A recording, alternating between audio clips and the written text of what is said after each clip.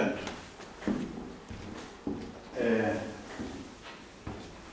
como houve esse desafio, para mim foi um desafio, no sentido positivo do termo, evidentemente, aquele senhor, a sua estranheza para determinadas imagens da pintura contemporânea, nomeadamente do Francis Bacon. O Francis Bacon é, de facto, considerado um dos grandes pintores do século XX. Ele atravessa praticamente todo o século XX e eu percebi, ou julguei perceber, por essa questão que ele me pôs, e agora pelas questões que a senhora me pôs sobre Magritte, julguei perceber que existe, como aliás já há muito tempo me apercebi, eu próprio tive dificuldades, e desde novo me interesso pela arte contemporânea, e tive dificuldades em compreender o que é arte contemporânea. E também não vou aqui sintetizar, ou conseguir sintetizar uma coisa tão complicada, não é?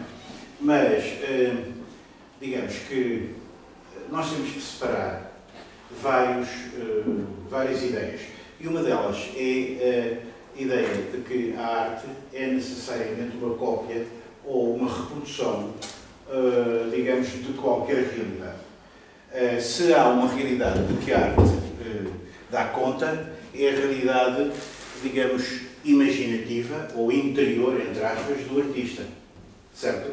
E, portanto, sempre os artistas, mesmo na época em que eram mais realistas, ou até em épocas onde seguiam um maior academismo, isto é, onde seguiam certas regras da forma, do cânon do desenho ou da estátua, como era o caso dos antigos gregos, ou mesmo do classicismo ou do neoclassicismo, não é?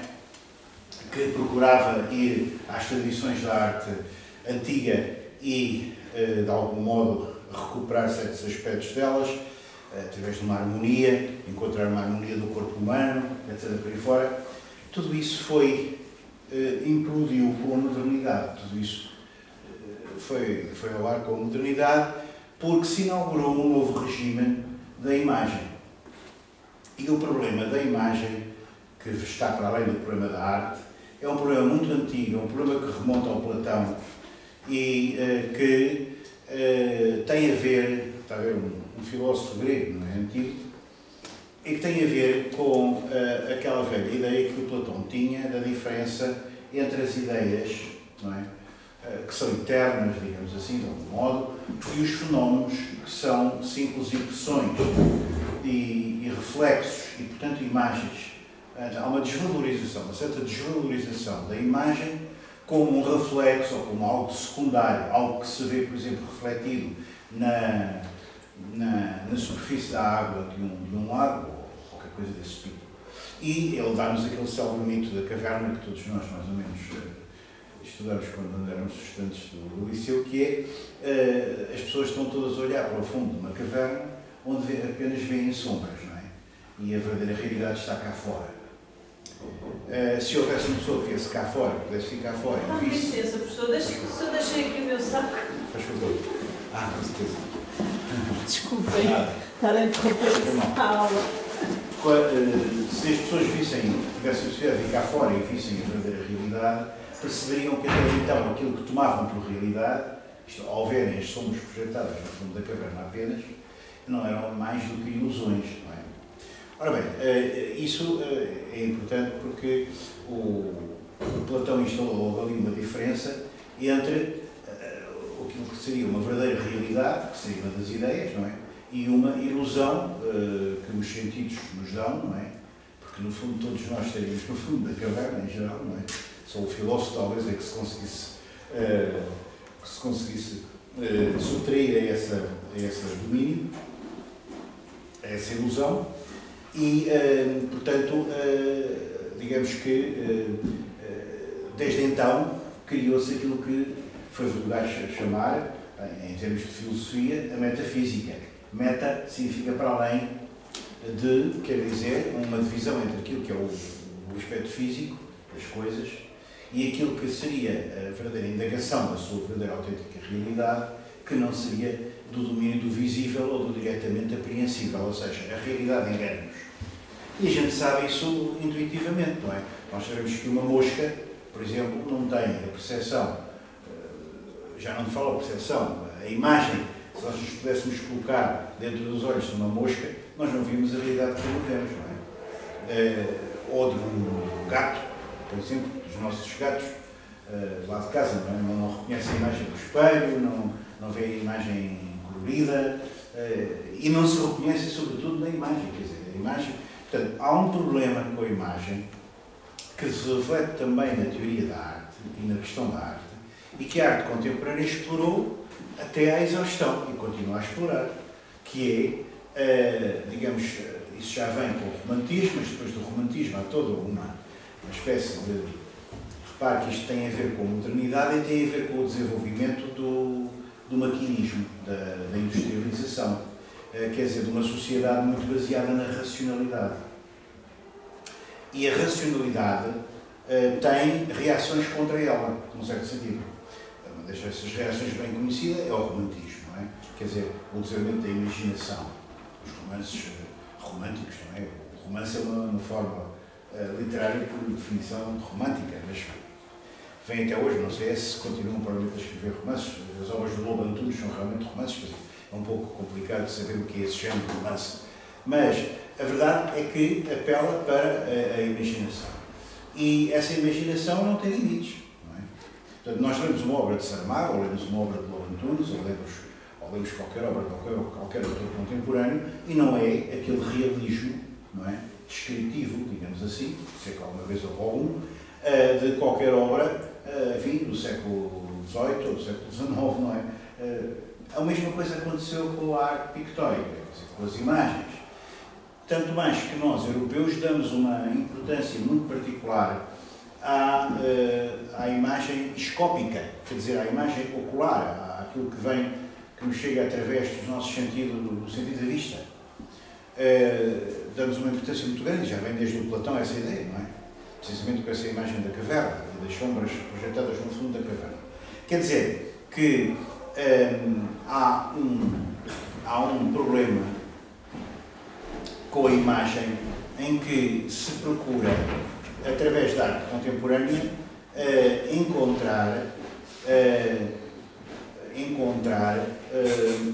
cada artista procura o seu caminho, encontrar uma imagem que esteja próximo do inconsciente, o que foi também feita a descoberta no início do século XX, com o Freud, da existência do inconsciente, que esteja perto daquela realidade que é a realidade dos sonhos, quer dizer, que esteja perto de uma realidade que nós não controlamos e que, de facto, existe, não como uma realidade física ou como uma realidade palpável, mas existe uma realidade que nos faz perceber a nós próprios como seres conscientes, como se a nossa consciência, como se aquilo de que nos apercebêssemos, fosse como a ponta do iceberg e o principal que estrutura a nossa realidade é do domínio daquilo que está afundado, daquilo que se não vê, não é? Do iceberg.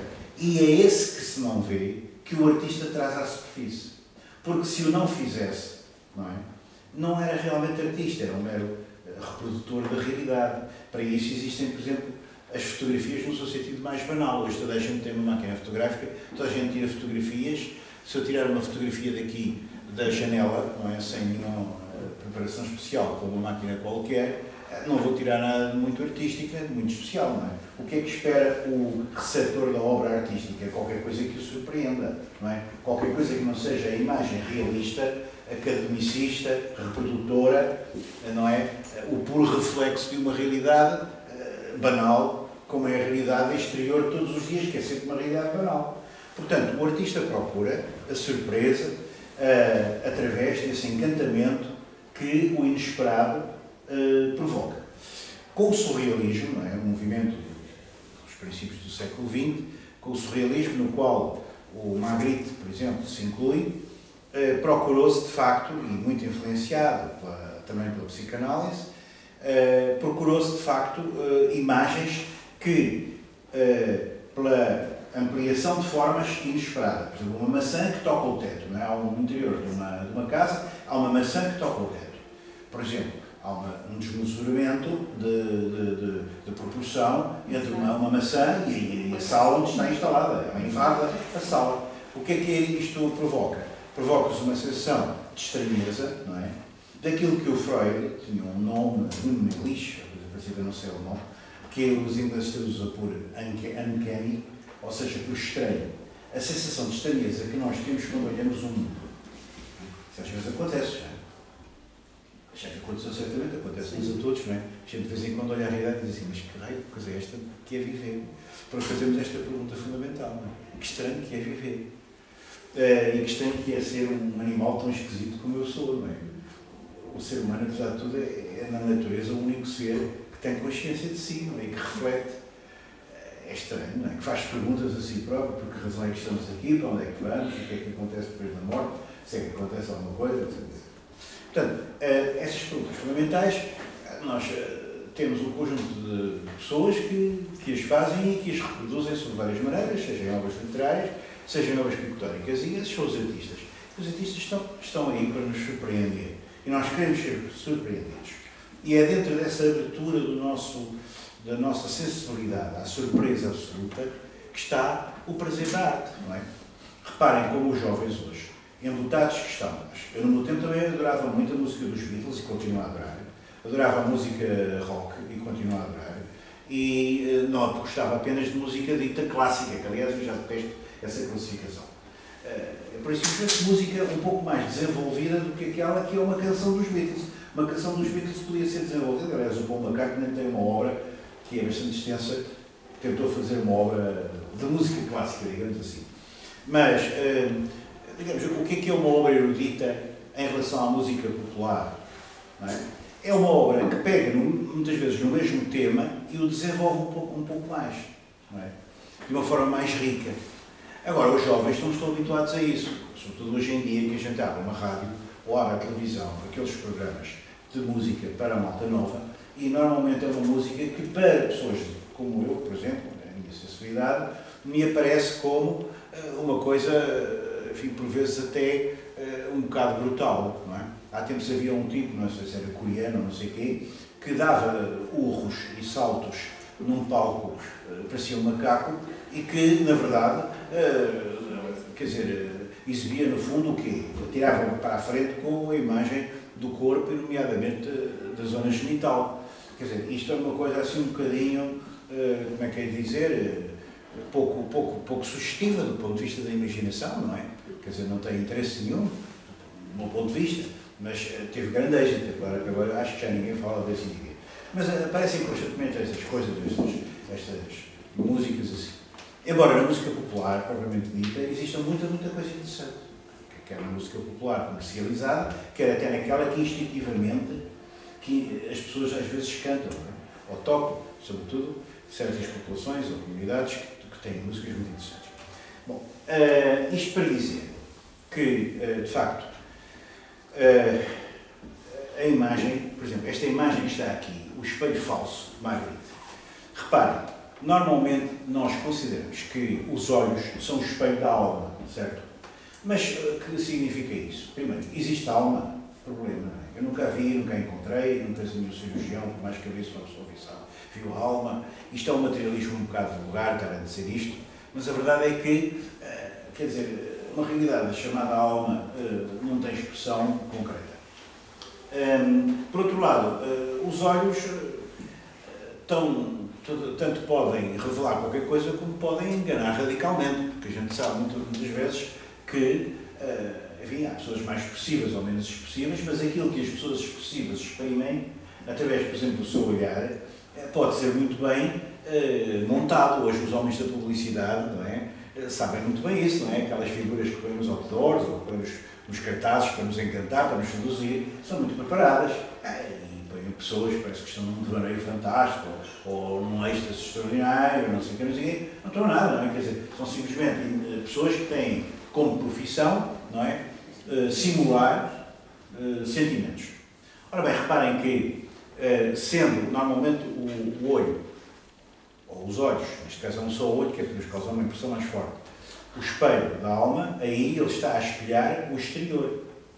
Quer dizer, o Magritte inverteu o que seria o interior de uma pessoa, o seu pensamento, a sua imaginação, os seus sonhos, para nuvens.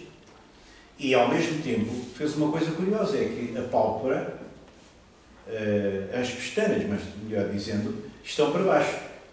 E que inverteu completamente a figura.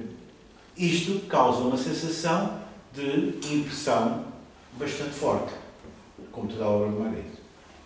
Mas, mesmo nas coisas mais realistas, e agora do ponto de vista masculino e do ponto de vista da minha geração, o cinema do Ingmar Bergman é qualquer coisa que me marcou muito quando eu era jovem e que ainda hoje me continua a marcar e a interessar.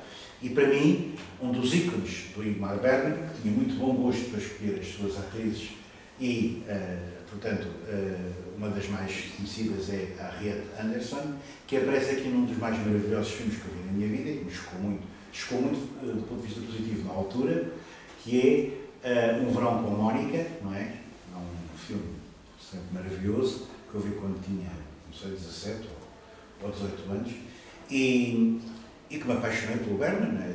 Eu acho que tenho todos os filmes que estão aí no mercado do Bergman. Eu cheguei a estar inscrito em mais do que um cineclube só para poder ver retrospectivas do Bergman, que naquela altura, lamentavelmente, eram cortadas pela censura, não é? Mas isso era, em geral, em relação a todos os filmes. Ora, e eu digo aí precisamente que o Platão separou as ideias dos fenómenos, não é? Separou entre aquilo que é o eterno, que seriam as ideias, e os fenómenos, que é o efêmero. Porque para ele a imagem é uma falsa essência, é uma falsa realidade, é uma falsa ideia, é ontologicamente falsa. Mas eu pergunto, esta imagem também é falsa, desta rapariga assim. E porquê é que ela é falsa? Porque ela foi evidentemente encenada para fazer parte do filme do Bergman. Isto é um fotograma, não é? Ou é uma parte de um fotograma do Verão com a Mónica, quer dizer, de um filme que tem toda uma narração, tem toda uma história. Isto é apenas uma das imagens. Mas é uma imagem que servia como cartaz, praticamente, do filme, porque se tornou um dos ícones da história do cinema.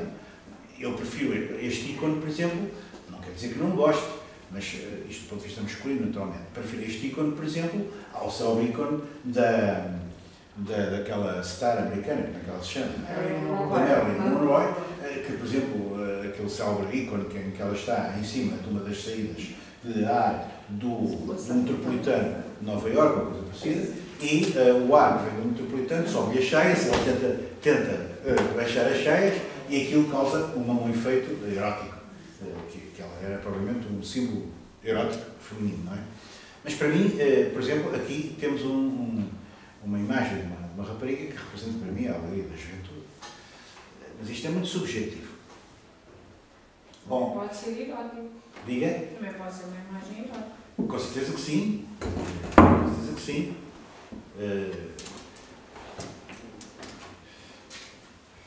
Agora, a pergunta que eu faço aqui, as imagens reduzem-nos ao silêncio, porque há uma certa... Reparem, hoje diz, estamos na época da imagem. A imagem invade tudo.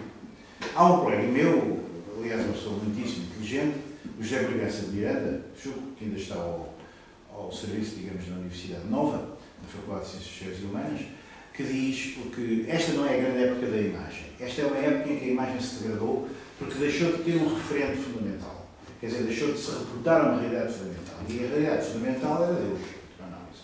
Na nossa sociedade, na nossa civilização cristã, era Cristo, era a imagem crística. É a mais representada na nossa cultura desde o início do cristianismo. A imagem de Cristo crucificado. Como, aliás, suponho que já referi até na última sessão. Mas, de facto, há uma proliferação de imagens e nós temos dificuldade hoje em domar esta loucura das imagens, porque elas aparecem de todo lado. São feitas por nós, são feitas pelos seres humanos, por tipos que fabricam imagens, sejam artistas, sejam publicitários, sejam jornalistas, sejam quem for. Mas a verdade é que elas acabam por nos enlouquecer se nós não lhes criarmos uma maneira de qualquer desentendermos. Uma explicação, nós precisamos de uma explicação racional para uma coisa que em certa medida nos fugiu das mãos. E então, com a arte contemporânea, completamente. E eu refiro aí uma dupla de dois autores, um é o Jacques Lacan, outro é o Slavoj Zizek. O Lacan é um francês que foi um grande psicanalista, e o Zizek é um autor contemporâneo da minha entidade, que é esloveno e que tem feito uma série de livros extremamente interessantes e muito radicais sobre vários problemas. Mas se baseia no Lacan e na conjugação do Lacan com a filosofia do Hegel. E o Lacan distinguia três grandes mundos. O mundo imaginário, que é o mundo que nós capturamos, por assim dizer, inicialmente, o mundo das imagens, não é? Desde que somos bebés, não é? Depois, quando conseguimos fazer uma espécie de passagem das imagens, dessas primeiras imagens, para a voz, para a fala, nós passamos para o mundo simbólico, simbolizamos isso, não é? Quando eu descrevo uma imagem, quando eu estou aqui a fazer este discurso, digamos assim, sobre a imagem, eu já estou, de algum modo, estou mesmo a trabalhar dentro do domínio do simbólico, como todos nós estamos aqui a trabalhar dentro desse domínio. É o simbólico que nos permite viver em sociedade. O que é o simbólico? O simbólico é um suporte das nossas fantasias. Quer dizer, nós, por exemplo, temos a fantasia de que existimos, temos a fantasia de que somos. Não é? Quem é que eu sou? O Fernando Pessoa interrogou-se constantemente sobre isso. Não é? Criou várias personagens que escreviam poemas totalmente diferentes, como se ele se multiplicasse ou se desmultiplicasse em várias personagens. Não é? Portanto, digamos que o sujeito contemporâneo, o sujeito da modernidade, é um sujeito partido, é um sujeito fragmentado, é um sujeito que é múltiplos. É? E isso leva a que nós tenhamos que, de algum modo, tentar essa paralisia, essa quase incapacidade que a gente tem de descrever o que uma imagem nos provoca. Muitas vezes a gente diz, fiquei sem palavras ao ver aquela imagem, não é? Ou sai de um filme que nos comove muito e nos pergunta, então gostou? Eu nunca gosto nada de falar dos filmes quando saio deles, a não ser que adoro e digo, venho maravilhado, mas não me pergunto mais nada. Mas essas pessoas que vêm ou por exemplo, não gosto muito de visitar uma exposição de pintura e de estar ao lado com outra pessoa a fazer comentários. Cada um vai para o seu lado e cada um experimenta à sua maneira. Porque são muito subjetivas as impressões que nós colhemos de uma coisa dessas, não é? Entramos num universo completamente pessoal. E o Bacon era precisamente um autor que trabalhava muito sozinho, muito sozinho. Eu, quando trabalhava, não tinha ninguém à volta dele. E num silêncio absoluto, não é? E porquê que razão porque razão é que há qualquer coisa, é que há qualquer domínio que não é só o domínio das imagens ou o domínio da construção imagética da realidade, não é? Do conjunto de imagens que nos rodeiam, que são recobertas pela nossa linguagem, quer dizer, a gente faz discursos e descreve e explica pela linguagem, mas há qualquer coisa que vai para além desse domínio do simbólico, que é aquilo que a gente costuma dizer, não consigo exprimir o que sinto. Já está para além do que eu consigo exprimir. Não é? Não há palavras para. Isso foi aquilo que o Lacan chamou de domínio do real. Não é? Portanto, o real não tem nada a ver com a realidade exterior, com a realidade que está aí fora, mas tem a ver com essa terceira componente deste triângulo interligado de realidades que estão profundamente fundidas e são muito mais complexas do que isto que está aqui. Agora, eu vou saltar, tenho mesmo que saltar, o tempo é pouco, não é? E, se não me acautelo, vou pôr aqui o relógio, daqui a pouco já estou quase em cima da hora. De maneira que gostava de vos mostrar este quadro, por exemplo, do Magritte, não é? A certa altura, um empresário inglês, um sujeito endinheirado, encomendou-lhe uma série de retratos e era um sujeito suficientemente aberto, suficientemente moderno, suficientemente inteligente, para perceber que o Magritte era um pintor excepcional, não é? E admitiu, por exemplo, que um dos retratos que o Magritte pintou fosse este. Reparem, é o senhor em frente a um espelho, o espelho espelha-lhe não aquilo que seria de esperar, não é? A imagem de frente dele, mas espelha exatamente aquilo que nós já vemos do lado de cá. Portanto, existe aqui uma sucessão de espelhos, não é? Que ilustra bem esta frase do Lacan: todas as espécies de coisas no interior do mundo se comportam como espelhos, porque o meu olhar reflete-se sobre esta imagem, transforma-a em espelho, no sentido de que eu procuro identificar com a imagem e procuro percebê-la, procuro, digamos assim, percebimento integral dentro do domínio do simbólico, dar uma explicação da imagem, mas a imagem foge à minha explicação, não é? É absurda, por assim dizer.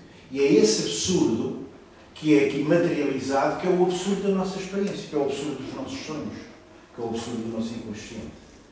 Okay? Em que é qualquer coisa que a gente só pode transmitir através da arte. Por isso é que a arte existe. O espaço da arte é precisamente o espaço que tenta complementar permanentemente a fissura, o abismo que existe entre a realidade de todos os dias e o sonho, ou o inconsciente, ou qualquer coisa que a gente quereria imaginar e que não consegue. E o artista tenta desesperadamente, numa luta sem fim, porque nunca consegue realizar esse desejo, porque há uma coisa característica do desejo, em psicanálise, é que o desejo jamais se concretiza, jamais se realiza.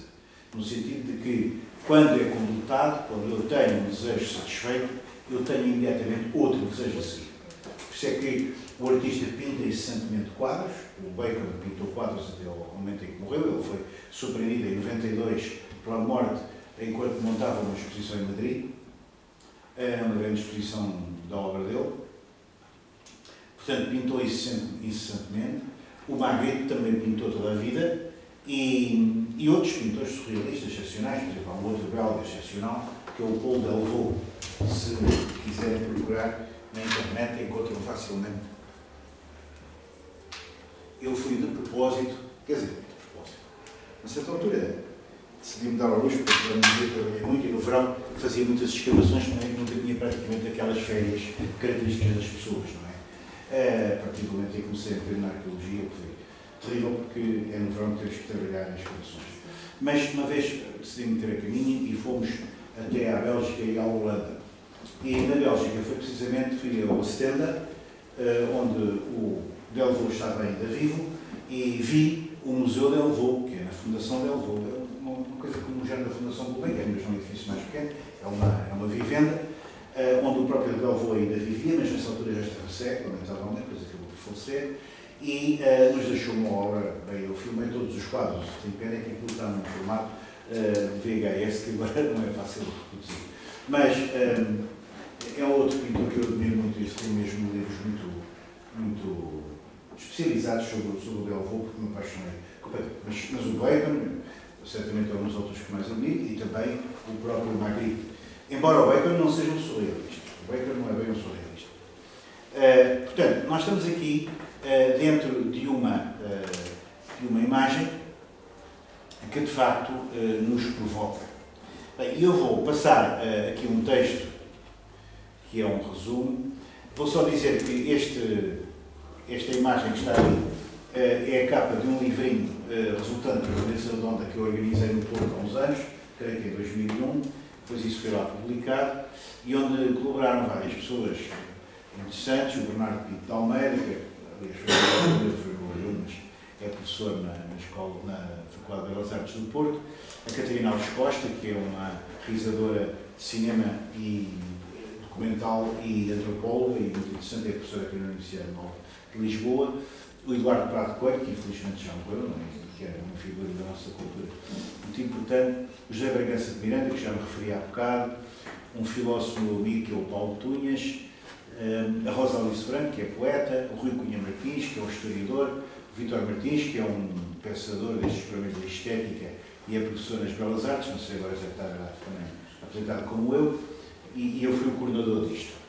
Bem, e depois aqui, isto é para mostrar lá no Porto, é para lhes mostrar a eles alguns livros, não é? Entre os muitos que são necessários, e autores que são necessários como se fosse meter nesta problemática das imagens contemporâneas, que são imagens de facto um pouco surpreendentes. Vejamos, por exemplo, esta imagem, que é de um autor que eu só conhecia há poucos dias, por acaso, estava a esfolhear um livro sobre fotografia contemporânea, encontrei esta indicação de Sylvain Solaro, que está intitulada, esta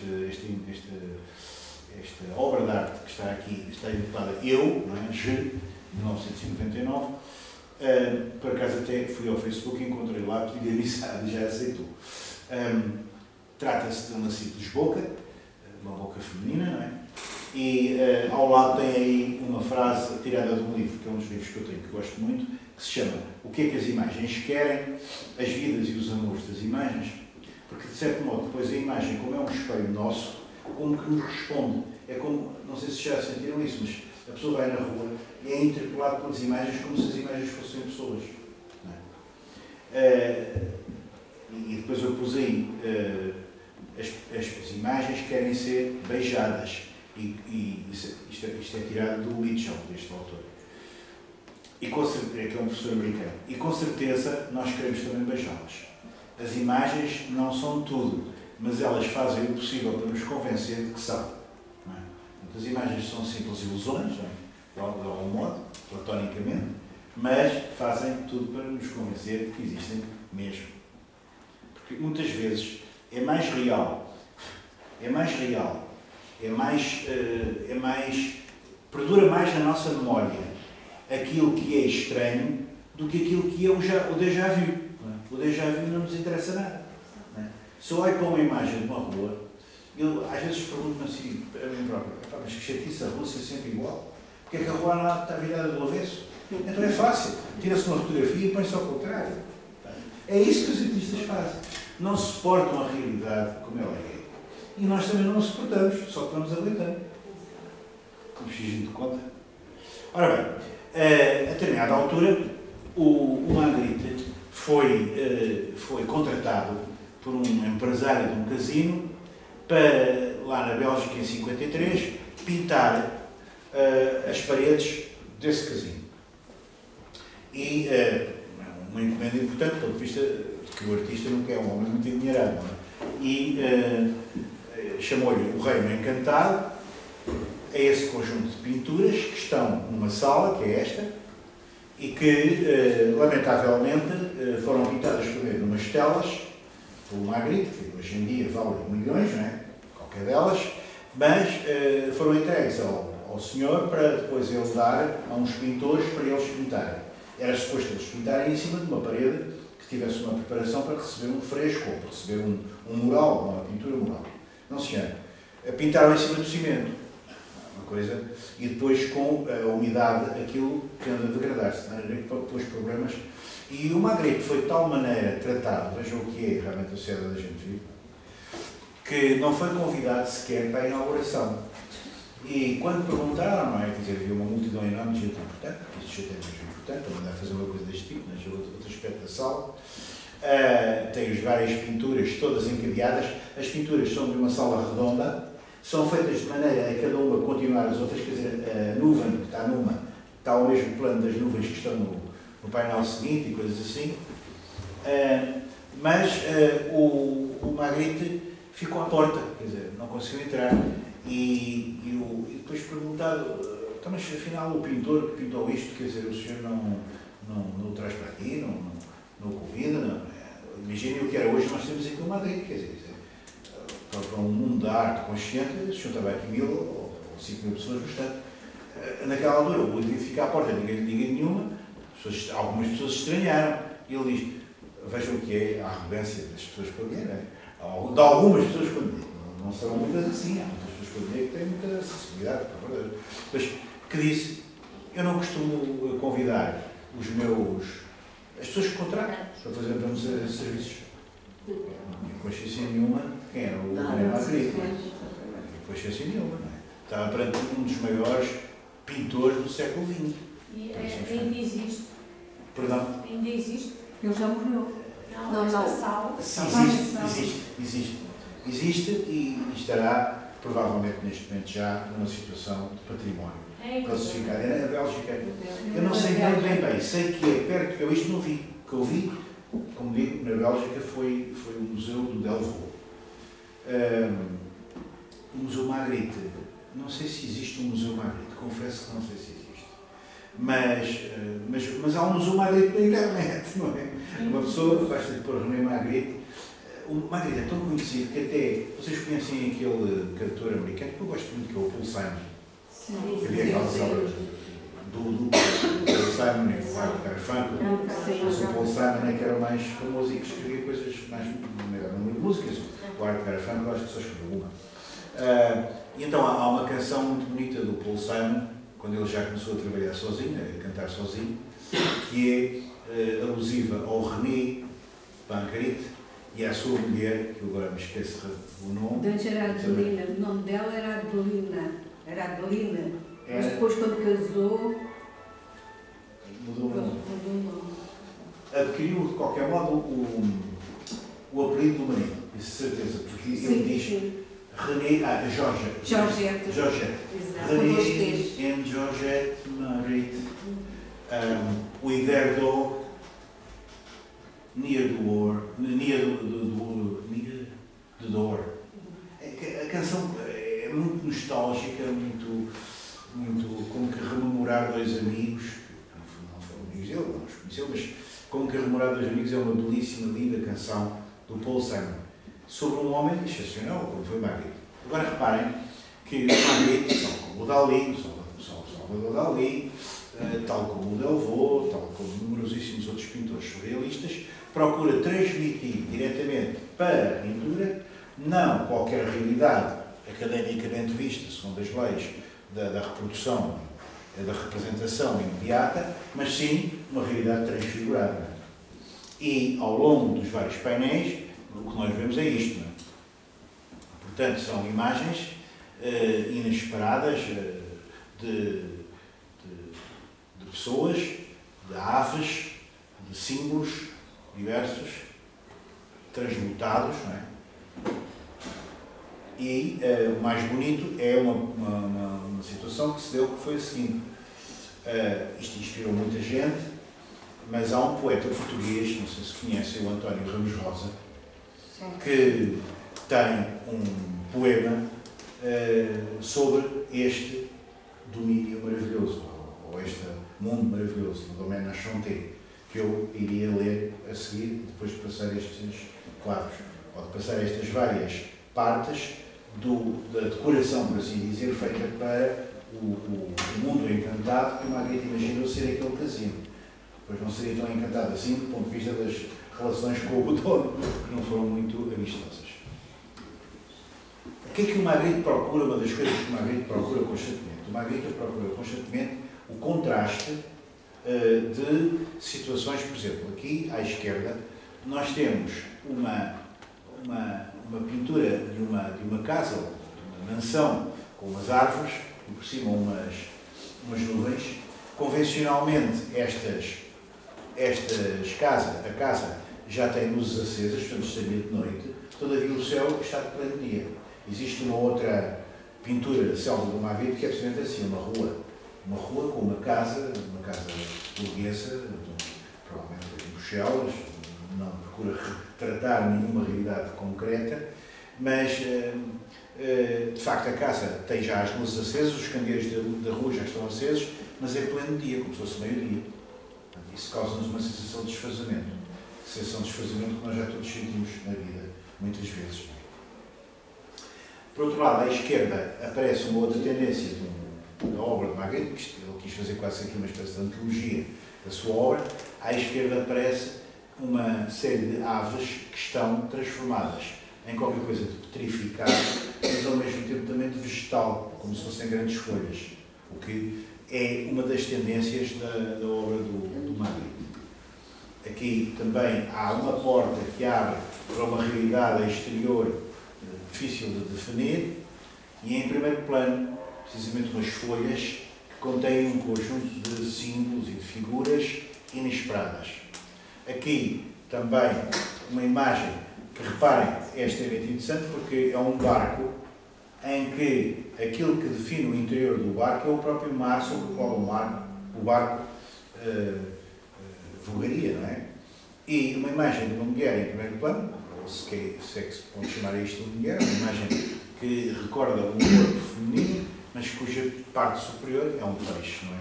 Portanto, é uma alusão ao mar, não é? Mas invertida completamente, não é? Em vez de uma cortina que depois fecha e encerra, em vez de haver um horizonte, existe uma imagem fechada.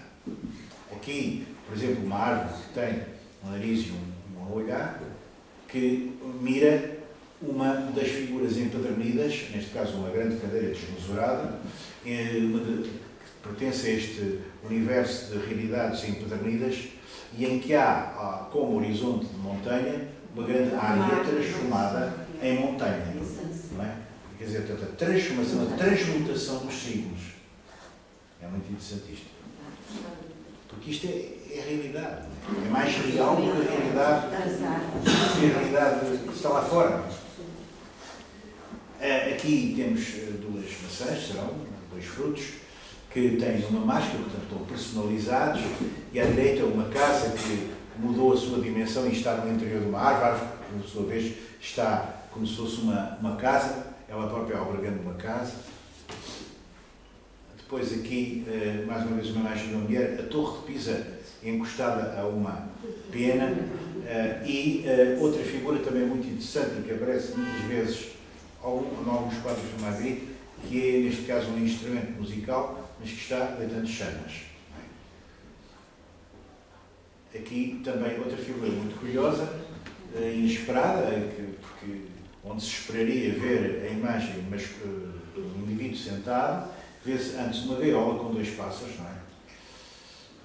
E ao lado um leão todo coberto de rosas, quer dizer, qualquer coisa que pertence ao domínio do sonho. E esta é uma fotografia que foi tirada por este autor, Lothar Wöhler, ao René Magritte em 65, em que também é curiosa, porque vê-se a figura do René Magritte, não é? Mas está em frente de um quadro que pareceria repetir a imagem do Magritte com um chapéu, mas falta a cara. Bem, eu então queria dizer-vos que quando descobri, porque sempre gostei muito do António Ramos Rosa, quando descobri que o António Ramos Rosa tinha um poema muito longo, muito interessante, sobre esta Domaine Enchantée, eu fiquei muito maravilhado. E onde é que eu descobri isso? É que no Porto havia uma editorial, nessa altura, se chamava Inova, que publicou uma plaquete, quer dizer, não era bem um livro, era simplesmente um folheto, em que vinha uma parte do quadro do Magritte, que é esta mulher que vai aparecer agora aqui a seguir. Aparecia esta mulher, aliás, a preto e branco, não devem ter aqui dinheiro ou para fazer mais barato, reproduziram-na a preto e branco, que é tirada de um dos quadros de uma das pinturas do Domaine Enchantée, e depois é toda uma reflexão sobre o que é a imagem e sobre a ambiguidade da imagem. E então, eu não sei se sabem, mas eu também escrevi bastantes poemas e publiquei uma quantidade de livros de poemas. Portanto, estou à vontade neste ambiente poético, embora não seja nenhum António Ramos Rosa, nada que se pareça. Mas eu não. Enfim. Mas, de qualquer maneira, eu vou ler-vos isto o mais lentamente possível para tentarmos perceber o que é que o autor nos quer dizer. Porque este poema é ao mesmo tempo um poema baseado ou inspirado naqueles quadros do Magritte, mas é ao mesmo tempo aquilo que se pode chamar um programa poético do Ramos Rosa, quer dizer, o que se chama uma teoria poética. Portanto, é uma definição do que o Ramos Rosa entendia que era a poesia. E, portanto, que era a imagem, porque a poesia está muito relacionada, naturalmente, também com a imagem. Não é? O que nos diz a imagem diz-nos o que é e não o diz. Quando nós saímos da realidade comezinha da racionalidade vulgar e vamos para outro plano mais interessante da realidade, as coisas contradizem-se. Por exemplo, no nosso inconsciente, as coisas contradizem-se. Não fazem um sentido nítido, claro. Porque não é uma palavra, antes um silêncio, uma ausência, um vazio. O seu sentido é uma promessa de sentido, ou o silêncio do sentido que respira e transparece. Ausência na presença plena. Reparem permanentemente este aspecto contraditório, de oxímoro, é? Chama-se oxímoro esta imagem. Ou, por exemplo, sei lá, um gelado a ferver. Normalmente se chamava-se antítese. Sim, Não sei se a figura, antítese, é qualquer tipo de coisa que contradiz outra, portanto é uma negação. Neste caso, o oxímoro é uma imagem, não é, que transmite isso, que transmite a coincidência dos opostos. Transmite a coincidência. Como? Oxímoro. Oxímoro. Aliás, não sei se é ele, se é outro autor. A-X-I-M-O. Não será? Oxímoro. É isto. Oxímoro. É. A poesia utiliza muito esta fórmula oximórica, digamos assim, muito. Aliás, sem que eu me apercebesse, uma vez escrevi, enfim, pedi ao Mário Cláudio, conhece o Mário Cláudio? Sim. O autor, o escritor. Pedi ao Mário Cláudio se me fazia o prefácio, me aconselhava, vai ter com o Mário Cláudio, que ele é um tipo porreiro, e que faz prefácio e tal. Eu fui até com ele e pedi, e tive a sorte de ele me fazer o prefácio e até me fazer um grande elogio ao livro. Telefonou-me lá para uma casa, que estava, a minha casa estava a almoçar num sábado, eu confesso que já nem almocei, porque fiquei de tal modo, fiquei transtornado, porque ele me disse ao telefone, fez-me um grande elogio ao livro, e fiquei contente, né? Nós temos o nosso narcisismo. E falava precisamente nesse prefácio que eu utilizava bastante, o oxímoro. Desta coetaneidade, esta copresença dos contrários, que é para criar este efeito de plenitude. A plenitude seria precisamente a completude dos contrários, a existência de coisas contraditórias, mas que se conjugavam. Só que na vida real isso não é possível. Portanto, eu vou ler de princípio e vou ler tudo seguido agora, sem mais explicações, senão perde-se totalmente o ênfase poético disto. O que nos diz a imagem diz-nos o que é e não o diz. Porque não é uma palavra, antes um silêncio, uma ausência, um vazio. O seu sentido é uma promessa de sentido, ou o silêncio do sentido que respira e transparece. Ausência na presença plena, cintilação silenciosa e fixa de um olhar sem fim, um olhar vazio de tudo, que vê e não vê, e só vê porque é cego. Tudo nele é visão, mas a visão vê tudo. Um signo que aponta a uma infinidade de sentidos, ou o sentido é infinito. Um sentido impossível. Este é o aspecto incessante do signo, o seu vazio e a sua vida. Todos os signos de um signo, de um incessante signo. O olhar vazio é a visão de um puro espaço, onde tudo é exterior e ao mesmo tempo íntimo. Todo o interior é nele o puro olhar do exterior e a profundidade infinita do olhar silencioso. Tudo o que ele vê a partir do puro espaço, o horizonte que está em si e à sua frente e vem de dentro, do íntimo ao exterior, e é todo ele olhar em si a pura exterioridade de si mesmo, que ao abrir-se fecha-se e para dentro se abre. Mas este olhar vazio é ainda mais exterior do que qualquer olhar, porque reflete à superfície todo o exterior, o puro exterior, a partir do qual nos olha e em si mesmo vê numa esfera em que a visão é a presença fascinante do que não vemos, a ausência do que ela vê, o tudo e o nada da visão, a vacuidade do próprio ato de ver. Ela olha. Não olha. Vê. Não vê. Olha.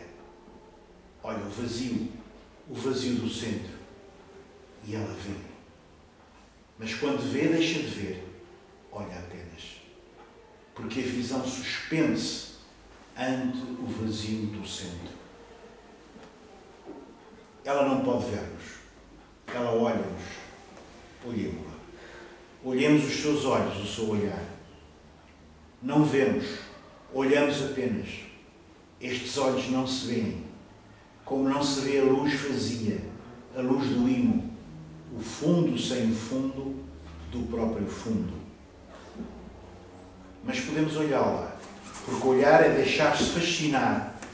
E o que olhamos é a fascinação do vazio sem fundo algum. Mas o seu rosto reflete a harmonia do seu fundo sem fundo, com a superfície pura. O seu rosto fala do silêncio, que é o silêncio da sua beleza. e a discreta plenitude deste rosto revela-nos que o puro espaço inacessível é também a pura presença da terra, a misteriosa transparência de cada ser, a plenitude de uma semelhança. Este rosto reconhece-nos, porque é a própria semelhança. Esta semelhança reúne-nos, reconcilia-nos connosco, é o nosso coração reencontrado. Este rosto aceita-nos no seu silêncio, na sua distância próxima. É um sorriso de uma serena plenitude, um sorriso de aceitação e amor, uma amizade no mistério do ser.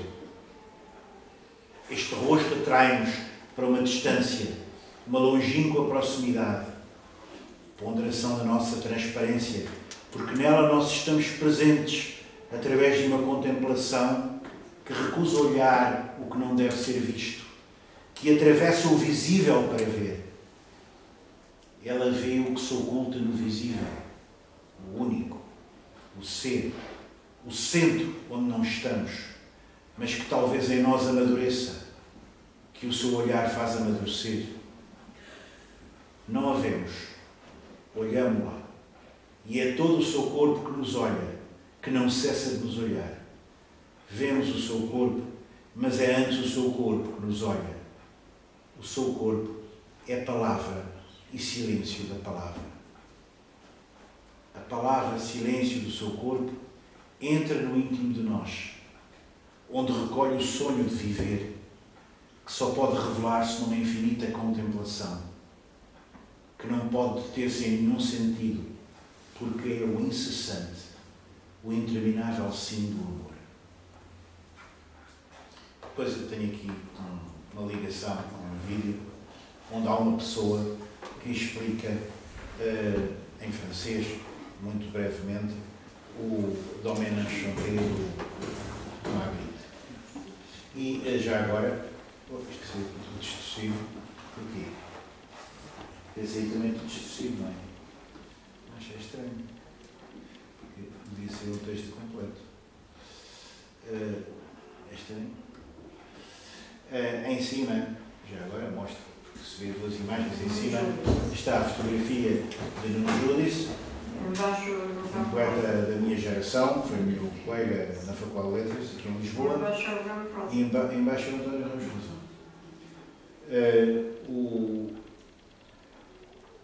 O Nuno Judice tem vários textos muito interessantes sobre pintores e sobre poetas portugueses,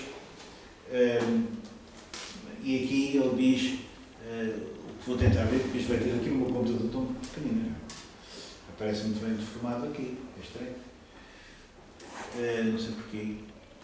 No poema Proposições sobre Le Domaine Enchanté, de Magritte, que é uma arte poética de Ramos Rosa, a impossibilidade diz-se através da imagem. E depois ele cita 3 versos, não é? Apenas, deste longo poema. O que nos diz a imagem? Diz-nos que é e não o diz. Diz-nos o que é e não o diz. É contradição. Porque não é uma palavra, antes um silêncio. O seu sentido é uma promessa de sentido. Quer dizer, entre a imagem e a palavra que a diz, existe um abismo. Porque não há nunca palavras que esgotem a potencialidade infinita de uma imagem de um grande pintor. E é nesse abismo que a poesia tenta trabalhar. Eu muitas vezes, para fazer os meus poemas, se vocês quiserem ter curiosidade, tenho um blog, tenho lá muita coisa antiga, começou em 2007, já há uns anos que não vou lá, mas não ponho lá nada, praticamente, mas chama-se Transferir. Portanto, pondo indo ao Google, não é? Motor de pesquisa, e pondo Transferir, encontra facilmente. Aquilo é HTTP, 2 pontos, 2 barras, transferir,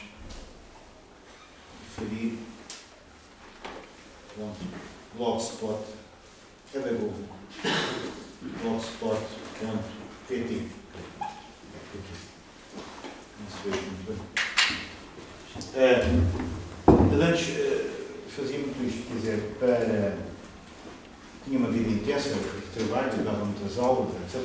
E às vezes à noite, deitava-me às 1h30, 1, 2 da manhã, e às vezes era quando eu escrevia, mas não é obrigatório. A gente nunca sabe o momento em que está disposto a poder fazer alguma coisa do jeito. E muitas vezes são borrões, não é? São simples borrões que não deixam para nada. A poesia é melhor deixar em intimidades para a pessoa depois passados uns dias e ler, e às vezes quando ia ler passados uns dias dizia assim, mas porcarias, não para nada, ou então isto tem aqui qualquer coisa que dá para... cortava tudo e pegava só em meio dúzia de escrito, mas muitas vezes a partir de uma imagem. Quer dizer, eu ia à internet, imagens de pintores ou imagens de fotógrafos, e partia daquela imagem. Claro que depois, quando publiquei uns 3 ou 4 livros baseado nesse processo de trabalho, no blog, reformulava os poemas, não podia publicar as imagens, porque não tinha direitos de autor, tinha problemas depois com isso. Mas mesmo para publicar no blog, eu pedia normalmente autorização ao autor das imagens. Hoje em dia toda a gente reproduz tudo, ninguém liga nenhuma a isso. Mas eu não, eu por vezes até ficava vários dias à espera, porque havia uma imagem que me impressionava e usava isso. Doutor, dá licença. Com certeza. Obrigada. Depois eu tinha aqui, não sei que horas são, se não dá tempo, tinha aqui alguma coisa sobre o Bacon, porque justamente aquele senhor que sobre isso,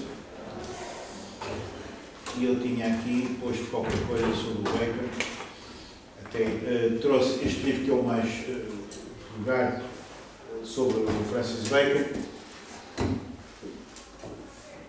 Já tenho isto desde 95. Tem reproduções com uma razoável qualidade, foi barato, e está em português. Tem uma pequena introdução biográfica, não é? O Bacon nasceu em Dublin e criou um tempo da sua infância em Dublin, mas depois foi com a família para Londres e é um pintor inglês, não é? Não é provavelmente um pintor irlandês. E, por exemplo, um grande filósofo que é o Gilles Deleuze, tem isto também em francês, mas depois saiu agora, há uns anos já, em português, não é? Lógica da sensação, Francis Bacon. Mas se forem à internet procurar livros sobre o Bacon, quer dizer, podem bem encher aqui uma casa destas com livros sobre o Bacon. Então, é realmente um pintor ultrassão. Por exemplo, aqui tenho um livrinho que são entrevistas com ele. Um dos vários livros com entrevistas com ele. E no próprio YouTube existem numerosas entrevistas. E até uma entrevista que ele deu pouco tempo antes de morrer. Antes de ir para Madrid montar a exposição.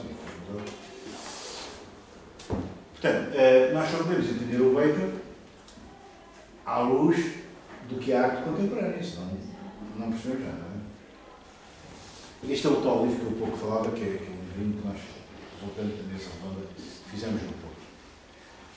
As imagens que nos vêm. Já o título das imagens que nos vêm é um pouco inesperado, não é? Normalmente nós é que vemos as imagens, mas alterámos isso não para nos fazermos originais, mas precisamente para explicitar que muitas vezes somos vistos pelas imagens. Quer dizer, a gente sente que estamos assimilados por qualquer coisa. Qual é a editora? A editora é uma pequena associação que eu estou ligado no Porto, a ADCAP. É, portanto, difícil de obter, mas se houver interesse, pelo menos um exemplar que eu creio que ainda consiga arranjar aqui para a biblioteca. Porque eu tenho oferecido alguns livros que tenho trazido,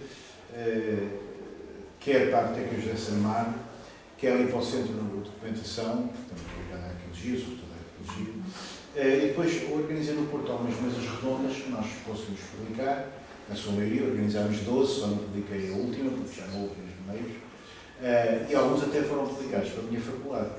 Depois, primeiro fiz no seio, ou no contexto destas pequenas associações, depois comecei a fazer já mesmo no meu departamento, porque tínhamos interesse em reforçar também a atividade do departamento, e fiz isso lá no Departamento de Ciências e Técnicas do Património, que é o que amanhã organiza este colóquio a que eu vou apresentar um trabalho precisamente sobre a questão das imagens. Mas, só para terem uma ideia, estão a ver em baixo a desarrumação do estúdio que em Londres o Bacon trabalhou. Uma coisa. e apenas algumas imagens de quadros do Bacon. Ele fez muitos trípticos, isto é, muitos conjuntos de três pinturas, que todas elas estavam interligadas, e muitas pessoas disseram: bem, mas a sua pintura é uma pintura da violência, é uma pintura que parece quase feita com coisas vistas num talho, coisas assim. E de facto, ele tem uma imagem, ele diz na brincadeira de si próprio, ele é um Vasco extremamente gentil, e nota-se isso nas entrevistas que dá, que se vêem no YouTube, aqui na parte de trás, para atrair os compradores, não é? Eles puseram isto, uma coisa de segurar a carne, e puseram: se vou a um talho, acho sempre surpreendente não estar ali eu em vez do animal. Mas toda a obra do Bacon é uma obra sobre um movimento que trabalha o corpo e que desdobra, inclusive, o corpo para fora. Portanto, aparecem-nos como, às vezes, um conjunto de órgãos deformados, de carne ensanguentada, de deformação intencional do corpo, como são os célebres quadros sobre os papas. Esta chama-se Cabeça 6, mas ele tem mesmo uma série de quadros sobre papas, nomeadamente este estudo segundo o retrato do Papa Inocêncio X, realizado por Velázquez, porque o Bacon era um colecionador de imagens. Tinha milhares de imagens espalhadas no estúdio dele. E uma das imagens que o impressionava desde bastante novo tinha sido uma imagem de um filme do Eisenstein, em que há uma mulher que é ferida e que dá um grito, e essa imagem do grito, aliás, não sei se conhecem aquele quadro do Munch, o grito, sobre o quadro do Munch. E essa imagem do filme do Eisenstein chocou o mundo positivamente, no sentido que o levou a fazer vários quadros com figuras que estão boca aberta, como se estivesse dando um grito. Há uma desconjunção, uma desconstrução, há um desespero, por assim dizer, da figura, e sobretudo de uma figura que representa a autoridade religiosa e que representa a autoridade de qualquer coisa transcendente, que aos nossos olhos hoje em dia, principalmente de quem não é crente ou de quem tem uma certa perspectiva distanciada, crítica em relação ao que é a organização, mesmo que seja crente, ao que é a organização da Igreja Católica, não é? Por muito simpática que seja a figura papal, do atual Papa, etc., a figura do Papa tem qualquer coisa de estranho. E a deste Inocêncio X